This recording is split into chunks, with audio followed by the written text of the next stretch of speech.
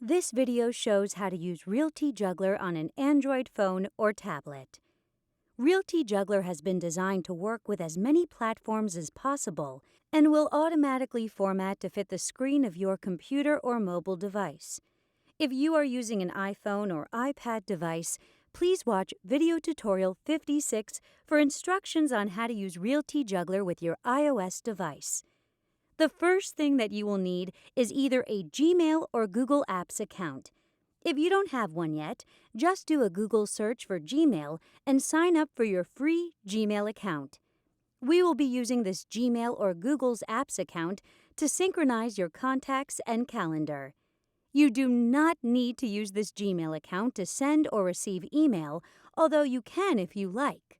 Next, let's configure Google synchronization. Sign into Realty Juggler and then click on the Settings icon and then the Google Sync icon. Watch the video tutorial 40, which is linked below to see how to configure this capability. When an Android device is first configured, you will be asked to enter your Gmail or Google Apps email address.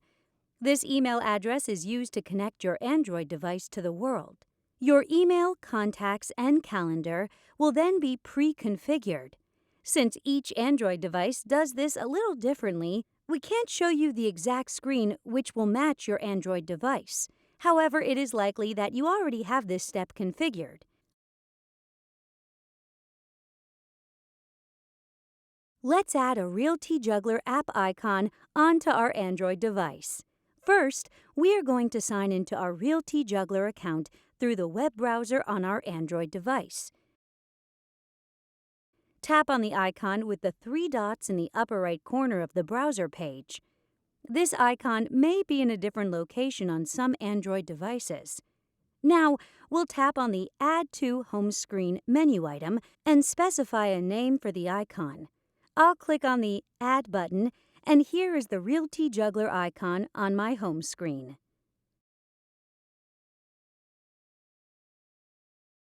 Additional step-by-step instructions are available by signing into Realty Juggler and clicking on the Tutorials icon. Scroll down past the videos and click on the Synchronization User's Manual.